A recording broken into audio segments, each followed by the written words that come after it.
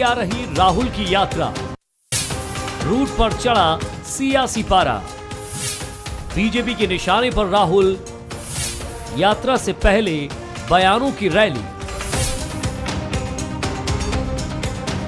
20 नवंबर को राहुल गांधी की भारत जोड़ो यात्रा बुरहानपुर से एमपी में एंट्री करेगी। कांग्रेस ने राहुल गांधी की यात्रा को जो रूट तय किया है उसे अब 2023 के चुनाव से जोड़ा जा रहा है। राहुल गांधी की जिन शहरों से यात्रा निकलेगी वो इलाके अल्पसंख्यक बाहुल्य हैं।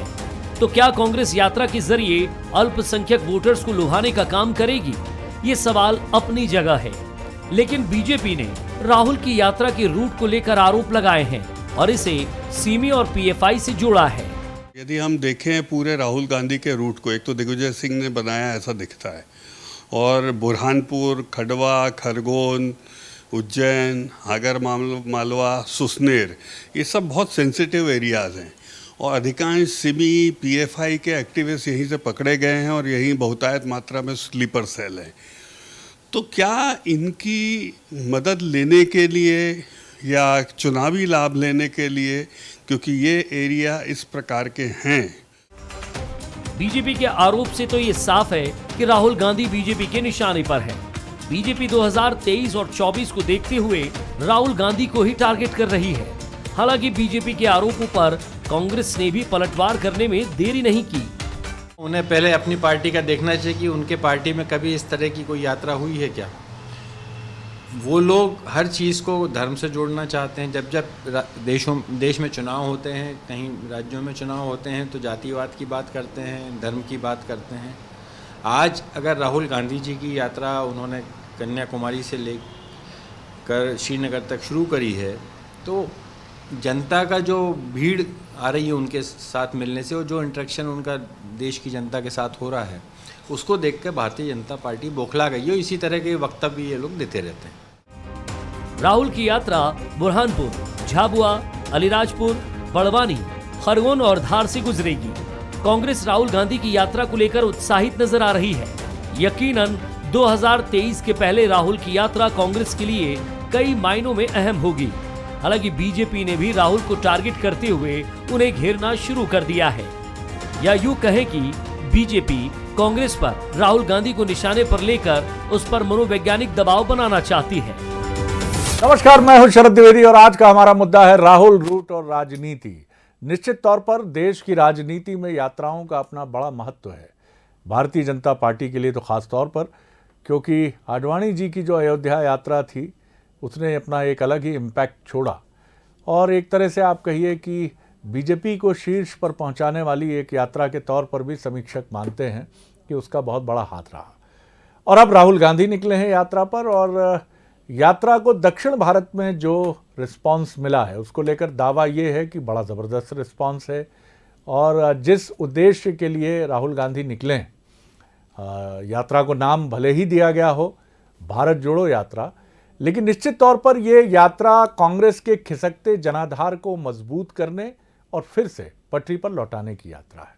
और भारतीय जनता पार्टी जो चिर परिचित प्रतिद्वंद्वी है कांग्रेस की, वो बखूबी जानती है, समझती है कि आखिर राहुल गांधी का मजबूत होना यानी कांग्रेस का मजबूत होना, और इस यात्रा को लेकर जिस तरह राहुल गांधी आगे बढ़ रहे हैं, अगर इसको लेकर जनता में एक बेहतर छवि और तमाम चीज़ें बनती हैं तो उसके लिए क्या चुनौतियां पैदा हो सकती हैं, की जा सकती हैं, या कुछ ऐसी चीज़ें ढूंढी जाएं, क्योंकि कई बार कांग्रेस में बीजेपी ऐसी चीज़ें ढूंढी लेती है जो चीज़ें कांग्रेस को भी मुसीबत में डालती हैं और कांग्रेस उनके जवाब देते देते भले ही थक जाए, लेकिन फिर वो एक जो मानस बन जाता है उसको लेकर एक दृष्टि बन जाती है, वो बड़ी अलहदा दृष्टि होती है। अब ये ताज़ा बीजेपी की तरफ से आरोप जो सामने आया है कि ये जो रूट राहुल गांधी जी के लिए चुना गया है उस रूट के पीछे भी एक राजनीति है, ये बीजेपी का आरोप है। बहरहाल उन 3 सवालों पर निगाह डालिए जिन पर हम कोशिश करेंगे कि ये बहस में ये सवाल अहम रूप से उठें। नजर डालिए। सवाल नंबर 1, क्या कांग्रेस राहुल की यात्रा के जरिए अल्पसंख्यकों को साधने की कोशिश करेगी? सवाल नंबर 2, क्या बीजेपी यात्रा के रूट के बहाने राहुल को ही टारगेट कर रही है? सवाल नंबर 3, क्या राहुल गांधी की यात्रा का असर 2023 के चुनाव में दिखेगा? ये अहम सवाल हैं कि क्या राहुल गांधी का असर 2023 और 24 में नज़र आएगा।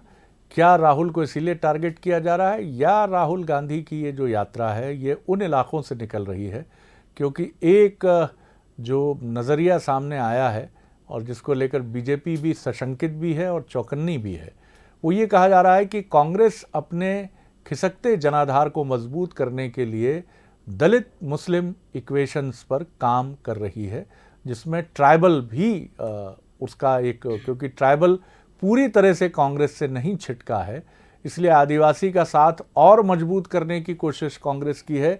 लेकिन दलित और मुस्लिम मतदाता, जिनको लेकर ये कॉमन परसेप्शन है कि कांग्रेस का जिस तरह वो साथ देते थे वो अब नहीं मिला है कांग्रेस को साथ, तो उनकी तरफ कांग्रेस का नज़रिया है।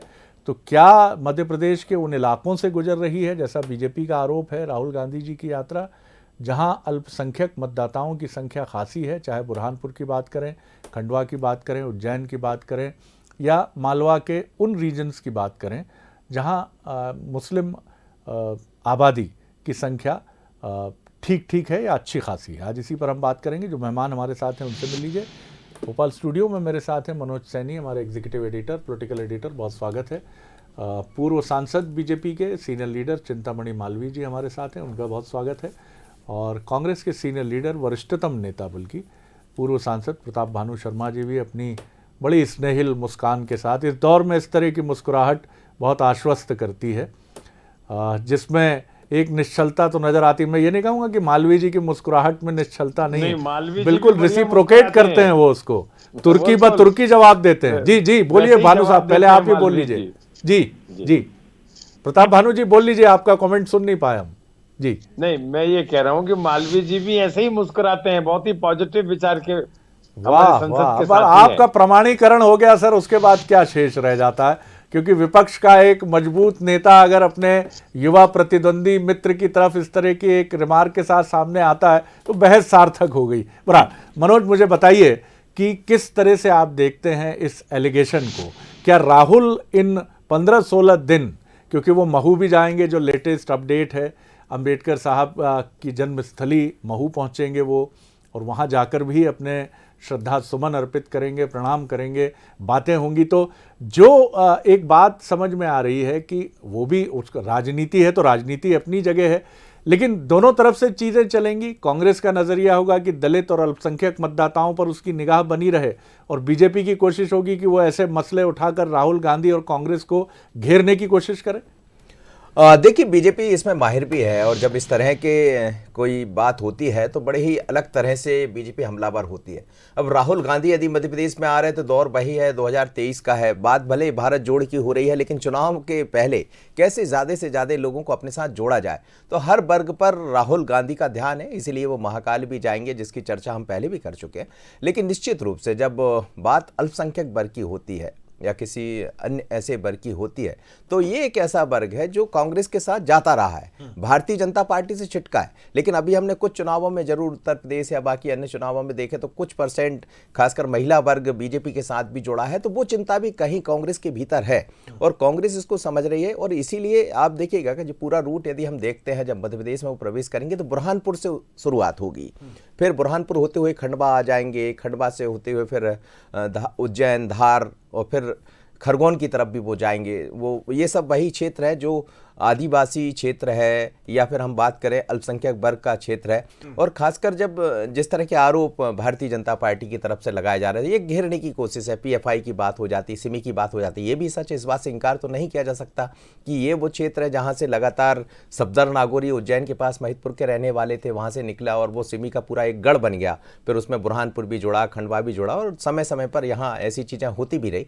लेकिन उससे जोड़ने का प्रयास है। तो एक तरह से विभक्त इसको कर दिया जाए तो भारतीय जनता पार्टी उस राह पर शायद घेरना चाहती राहुल गांधी को, लेकिन राहुल गांधी या कांग्रेस की तैयारियां भी शरद जी बहुत अलग तरह की है।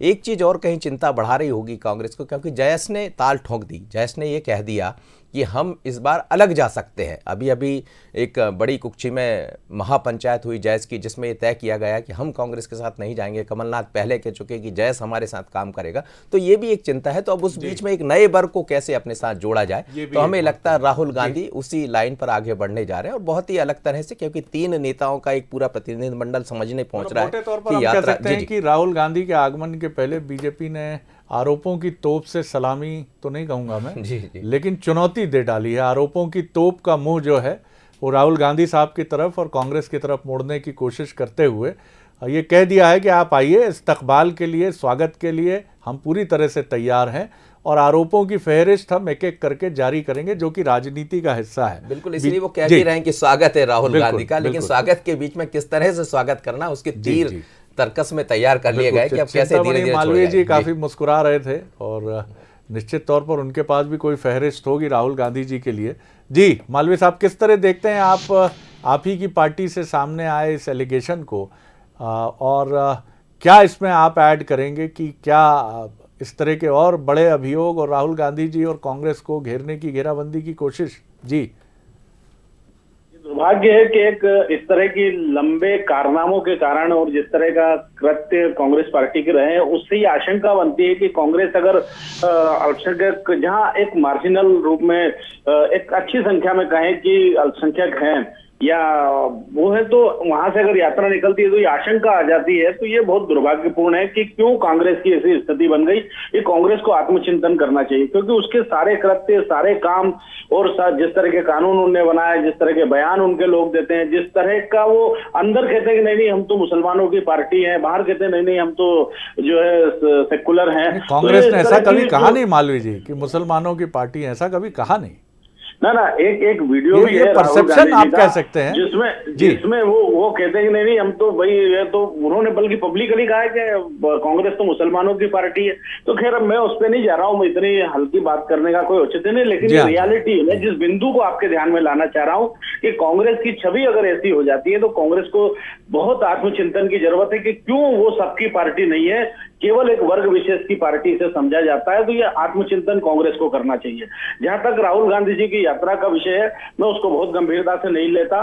वो केवल जमीन नाप रहे हैं, उनके रहने से या उनके गुजर जाने से कोई बहुत बड़ा परिवर्तन आ जाएगा ऐसी मुझे कोई आशंका, ऐसी कोई मुझे उम्मीद नहीं है। ना तो उम्मीद और आशंका दोनों नहीं है मुझे। दूसरी बात यह है कि क्योंकि वो मुद्दा विहीन यात्रा निकाल रहे हैं, उनकी यात्रा का कोई मुद्दा नहीं है, वो केवल जमीन नाप रहे हैं। एक वो केवल अपने केडर से मिल रहे हैं, उनका केडर दूर दूर से आ जाता है, वो साथ में चलते हैं, केवल समाचारों में आ रहे हैं, इसके सिवा कुछ नहीं। लेकिन ये वो देश है जहां अगर अभी किसी से पूछे, हमारे बहुत सम्मानीय सांसद हैं भानु प्रताप जी, अगर मैं इन्हीं से पूछ लूं कि दशहरा कौन सी तारीख को था तो ये नहीं बता पाएंगे। दशहरे पे कौन कौन मिलने इनसे आ गए थे तो ये नहीं बता पाएंगे। तो एक साल पहले, चुनाव के एक साल पहले अगर राहुल गांधी की यात्रा निकल भी जाती है तो वो केवल वैसे ही निकल जाएंगे जैसे आमतौर पर गडरिये निकल जाते हैं और अपनी भेड़ों को चराते हुए आगे निकल जाते हैं, अपना काम करते हैं, अपना काम धंधा करते हैं।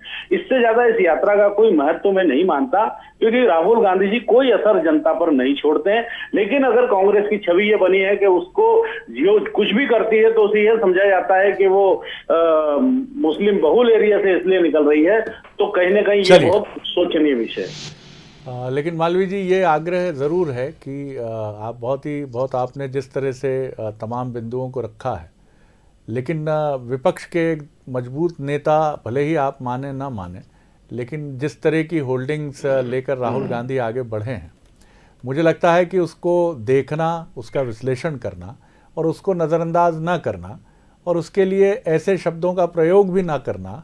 मैं कोई अधिकारी नहीं हूं कि मैं आप दोनों विद्वानों को मैं ये बता सकूं कि किस तरह के शब्द उचित होते हैं और किस तरह के शब्द अनुचित होते हैं, लेकिन ये आप दोनों की ही पार्टी के गहरे संस्कार हैं, जहां बीजेपी का कांग्रेस के प्रति और कांग्रेस का बीजेपी के प्रति गहरा सम्मान रहा है।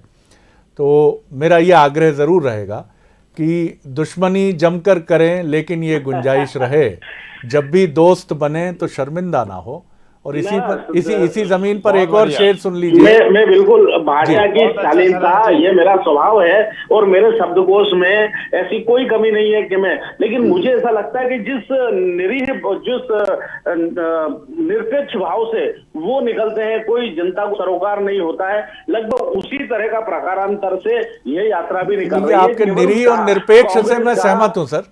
उसके पहले कुछ एक शब्द थे, मैं नहीं दोहराना चाहूंगा उनको, लेकिन उन शब्दों का प्रयोग मतलब मुझ बेवकूफ आदमी को जो कोट पहन के बैठ जाता है, जो बहुत ही नकारा किस्म का, एंकर्स माफ कीजिएगा उनकी छवि कैसी है, अब ये किसी से छिपा नहीं है, लेकिन मुझे लगता है कि उन शब्दों का प्रयोग ना हो तो उचित हो।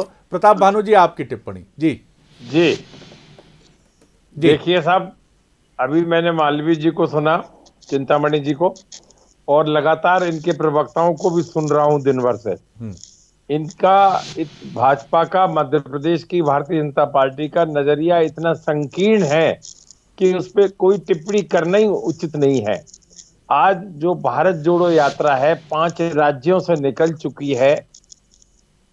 माने ये तो देखिए आप, 1000 दिन से ज्यादा ऊपर हो गए, और कितने लंबाई नाप ली इन्होंने, ये नहीं माने 50 दिन से ज्यादा हो गए, 1000 किलोमीटर चल रही है, 1000 किलोमीटर से ज्यादा चल रही है। अब मध्य प्रदेश में प्रवेश कर रहे हैं तो इनका नजरिया पूरा राहुल गांधी को ही केंद्रित करके सामने आ रहा है, जबकि राहुल जी ने कहा है कि उनकी ये पदयात्रा राजनीति से प्रेरित नहीं है, राष्ट्र को ज्वलंत मुद्दों से अवगत कराने के लिए, चाहे महंगाई का हो, चाहे सद्भावना का लाने का हो, चाहे जो समाज में कटुता पैदा हो रही है, जो हेट स्पीच दिए जा रहे हैं उन्हें खत्म करने का हो, लोगों को रोजगार देने का हो। आज राहुल गांधी जनता की आवाज बन गए हैं, और सबसे ज्यादा पेट में दर्द यदि हो रहा है तो भारतीय जनता पार्टी को, वो कह रहे हैं अल्पसंख्यकों को रिझाने के लिए ये बात हो रही। अरे आप देखो तो इस 1000 किलोमीटर में 50 दिन में बहुसंख्यक लोग कितने आए, कितने बुजुर्ग, कितने नौजवान, कितनी माताएं बहनें, कितने बच्चे, उनको गले लगाया, उनको स्वागत सत्कार किया, कितना आत्मीय लगाव राहुल गांधी को मिला है। भारतीय जनता पार्टी के पास आज की तारीख में एक भी नेता नहीं है जो 500 किलोमीटर की भी यात्रा कर ले। जी, आप सहमत होंगे इस बात से कि लोकतंत्र में लोकप्रियता की कसौटी वोट हासिल करना है, और आप जैसा दावा कर रहे हैं ये वक्त बताएगा 2023-24 कि उनकी इस यात्रा का कितना लाभ होता है। तो भीड़ कई बार उमड़ती है कांग्रेस के भी बड़े नेताओं की रैलियों में, बीजेपी के भी बड़े नेताओं की रैलियों में, और उत्तर प्रदेश के कुछ समय पहले संपन्न हुए चुनाव में सबसे ज़्यादा भीड़ अखिलेश यादव जी की रैलियों में देखी गई थी, लेकिन वो वोट में कितनी कन्वर्ट होती है ये बड़ा प्रश्न रहता है। जी, बात पूरी कीजिए आप। जी, वोट का मुद्दा 2023 और 2024 में आएगा, और जब इस विषय पर जनमानस बनेगा तब आप स्वयं देखेंगे कि राहुल गांधी कितने राष्ट्रीय नेतृत्व के रूप में, राष्ट्रीय नेता के रूप में स्थापित हुए हैं। लोगों का प्रेम, लोगों का विश्वास उनकी मेहनत पर, उनकी कड़ी ईमानदारी पर, उनके मुद्दों को उठाने के उनके जज्बे पर कितनी तेजी से बढ़ी है, ये लोगों को समझ में आ रहा है। और जो हजारों लाखों लोग हमने देखे हैं रोज, भले ही टेलीविजन ना दिखा रहा हो, भले ही गोदी मीडिया इसको ना दिखा रहा हो इतना, परंतु प्रिंट मीडिया में आ रहा है, सोशल मीडिया में आ रहा है, और जनता जनार्दन, हमारा खुद का जो चैनल है कांग्रेस, जनता जनार्दन से किस खुले हृदय से मिल रहे हैं, कितनी सादगी से मिल रहे हैं, ये एक प्रभावित करने की वाली बात है। और राहुल गांधी का भविष्य कांग्रेस का भविष्य है, कांग्रेस का भविष्य राहुल गांधी के नेतृत्व में है, इसमें अब कोई दो मत नहीं है। और जिस तरह से एक जोड़ने की आदत, सद्भावना का कैरेक्टर उनके व्यक्तित्व में आ गया है, वो एक राष्ट्रीय नजरिया है, उसे प्रदेश के संकीर्ण नजरिए से या वो ट्राइबल एरिया से जा रहे हैं, कहीं अल्पसंख्यकों के उसमें जा रहे हैं, कहीं पीएफआई को उससे संरक्षण मिलेगा, कहीं सिमी, ये कितना हल्का सोच है। मैं तो यही नहीं समझ पा रहा हूँ कि ये एक राजनीति से ऊपर उठकर भारत जोड़ो यात्रा है, सर्वदल के लोग इसमें जुड़े हुए हैं, पूरा विपक्ष इसका आदर कर रहा है, जनता जनार्दन इसका आदर कर रही है। अरे शरद जी, ये तो देखो आप, जो एनजीओज हैं, समाज सेवी संस्थाएं हैं, वो खुले हृदय से स्वागत कर रही हैं। बस एक आग्रह आपसे भी रहेगा चीजें हैं कि जी, मैं जरूर जवाब दूंगा। मीडिया कई बार पंचिंग बैग हो जाता है, उसको घूसा मार के निकल जाते हैं लोग। लेकिन मेरा आग्रह है कि 75 में भी कोई ऐसा विशेषण नहीं गढ़ा गया कि डरा हुआ मीडिया, ज़मीन पर लेटा हुआ मीडिया, जबकि कई टिप्पणियां आईं। कहा यह भी गया कि हमने तो इनसे घुटने के बल बैठने के लिए कहा था, ये तो रेंगने लगे। और आज भी कई तरह की बातें, जिसमें एक टिप्पणी आपने भी की। मुझे लगता है कि हम सब एक दूसरे के सम्मान की रक्षा करें। अब मौसम चाहे जितना खराब हो, उम्मीद नहीं छोड़ती कविताएं, केदारनाथ सिंह जी की कविता है। अगर मैं आपका सम्मान छोड़ दूंगा, यानी राजनेताओं का, मालवीय जी का, आप हमारा सम्मान छोड़ देंगे, हम जुडिशरी का सम्मान छोड़ देंगे, चिकित्सकों का सम्मान छोड़ देंगे और यही कहेंगे सब खराब, सब खराब, सब खराब, तो एक गहरी नाउम्मीदी की तरफ जाएंगे। बहुत सारी उम्मीद की बातें भारत में हैं। हम एक गहरे लोकतांत्रिक जड़ों से जुड़े देश हैं। आपकी बहस, आपकी टिप्पणियां ये बता रही हैं कि हम बिल्कुल सही रास्ते पर हैं और कहीं कोई संकट नहीं है सर। उम्मीद से बढ़कर हम बात करें। मनोज, एक छोटी टिप्पणी आपकी। बिल्कुल शरद जी, और मैं इसी बात को आगे बढ़ाऊंगा। जैसा प्रताप भानु शर्मा जी भी कह रहे थे, हम चर्चा किस विषय पर कर रहे हैं? चर्चा भारत जोड़ो पर कर रहे हैं। तो ऐसा तो नहीं है कि उस पर चर्चा नहीं हो रही। चर्चा हो रही, मतलब ये कि मीडिया में राहुल गांधी बने हुए, और राहुल गांधी इसलिए बने हुए हैं कि पिछली जो भी यात्रा, करीब जैसा 1000 किलोमीटर, लेकिन लगभग वो 3000 किलोमीटर की यात्रा कर चुके हैं, ऐसा दावा है कांग्रेस का। तो उस यात्रा के पीछे बहुत सारी चीज़ें छूटी है। तो नज़रअंदाज राहुल गांधी को भारतीय जनता पार्टी भी नहीं कर रही है। और यदि इस तरह के आरोप प्रत्यारोप लगते हैं तो उसमें दोनों ही चीज़ें दिखाई देती। एक तो ये कि कहीं राहुल गांधी की यात्रा को क्या बहुत गंभीरता से बीजेपी को लेना पड़ रहा है, और दूसरी तरफ ये क्या बीजेपी को आने वाले 2023-24 का डर भी सता रहा है, क्योंकि ये वही मध्य प्रदेश है जहाँ से 18 में कांग्रेस ने वापसी की और 23 में वापसी का दावा कर रहे। लेकिन बीजेपी एक अलग तरह की रणनीति पर काम करने वाला दल है। जहां मौका मिलता है वो लफ्ज़ों और शब्दों के जरिए घेरने का काम भी करते हैं, लेकिन उसकी जो बारीकियां है उसको समझते भी है। और हमें लगता है दोनों ही दल उस पर काम करते नजर आ रहे हैं। पर राहुल गांधी की यात्रा को लेकर मध्य प्रदेश की कांग्रेस बहुत अलग लाइन पर बढ़ रही है। उसमें आरोप प्रत्यारोप के दौर दिखाई देते रहेंगे जब तक यात्रा आएगी, लेकिन इसका लाभ कितना मिलेगा ये जरूर दिलचस्प रहेगा। और इस बात को शायद बीजेपी अच्छी तरह समझ रही है। मालवीय जी, और क्या आप इसे किस तरह से देखते हैं कि... जी बोलिए। धन्यवाद शरद जी। मैं इसी बात को बढ़ा रहा था कि जिस तरह की स्वीकारोक्ति आदरणीय दी है भाई साहब ने, और भानु प्रताप जी ने दी है, प्रताप भानु जी ने, कि भाई ये तो राहुल गांधी जी की स्थापना का विषय है, इसमें जनता की लोकप्रियता का बहुत सवाल नहीं है, इससे चुनाव के प्रभाव का भी कोई सवाल नहीं, क्योंकि कांग्रेस का जो आज नेतृत्व राहुल गांधी, सोनिया गांधी, वो किसी चुनाव को प्रभावित नहीं कर सकती, वो किसी को हरा जिता नहीं सकती। केवल कांग्रेस एकजुट रहे और कांग्रेस में उनकी सर्वप्रधानता बनी रहे, उनकी स्थिति बनी रहे और सर्वमान्यता बनी रहे, बस यही कोशिश है। ये सारी यात्रा का लबोलुआब, इसका सार केवल यही है कि वो कांग्रेस में उनकी स्थिति और आप देखिए कि वो गुजरात नहीं जा रहे, इसलिए नहीं जा रहे हैं कि गुजरात में आसन्न हार दिखाई दे रही है, इसलिए गुजरात नहीं जा रहे। तो इसके पीछे का जो छल है, इसके पीछे का जो छलावा है, हमें उसे पढ़ना पड़ेगा। केवल यात्रा को हम अगर केवल देखते रहेंगे तो ऐसा रहेगा कि हम उसके मूल तक नहीं पहुंचे। जी प्रताप भानु जी, सवाल में दम इसलिए है कि गुजरात जाना ही चाहिए था, देश के प्रधानमंत्री का गृह राज्य है।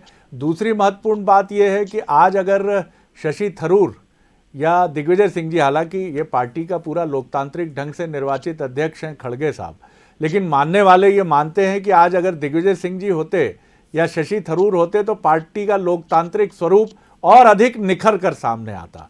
तो क्या ये यात्रा और ये सारा सब कुछ जो कुछ अभी हमने राष्ट्रीय अध्यक्ष का निर्वाचन देखा है, इसके पर्दे के पीछे राहुल गांधी जी की स्थापना का ही एक महत्वपूर्ण परिप्रेक्ष्य छिपा है?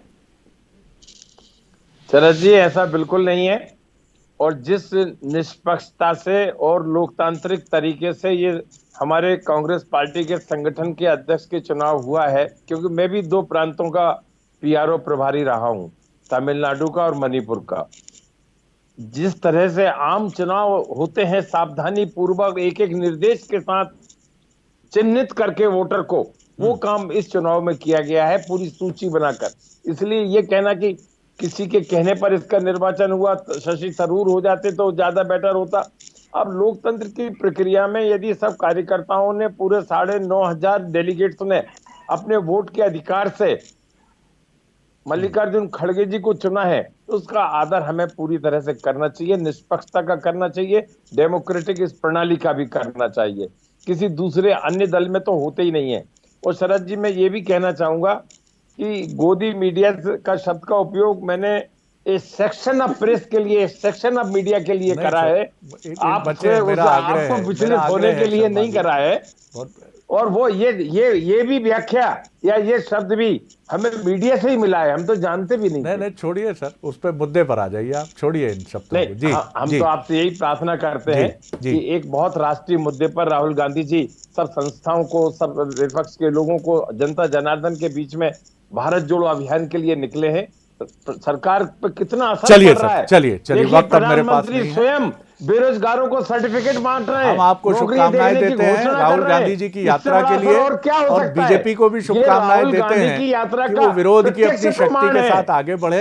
यही लोकतंत्र की सबसे बड़ी शक्ति है। और निश्चित तौर पर यह कहने में संकोच नहीं है कि आप ही दोनों लोकतंत्र के महत्वपूर्ण कंपोनेंट्स में, घटक में शामिल हैं। आपके बीच में ये जो प्रतिद्वंदिता है, ये लोकतंत्र के पूरी तरह से हित में है। खूब मजबूत लड़ाई लड़िए, क्योंकि 2 सांसदों का सफर शुरू करके बीजेपी आज करीब करीब 60% देश के हिस्से में अपनी रूलिंग पार्टी के तौर पर स्थापित है, जैसे कभी कांग्रेस थी। रास्ता वही संघर्ष का आपके लिए भी है जो बीजेपी ने चुना, अपनाया, और जिसमें युवा नेता के तौर पर मालवीय साहब जैसे लोग उभरे और प्रताप भानु जी जैसे वरिष्ठ नेता उभरे, आगे बढ़ते रहे। यही रास्ता आगे के लिए भी है। आप दोनों को बहुत बहुत शुभकामनाएं, लेकिन उसके साथ तमाम तंत्र और व्यवस्था पर सम्मान और विश्वास आपका, हम सबका बना रहे, ये भी बहुत जरूरी है।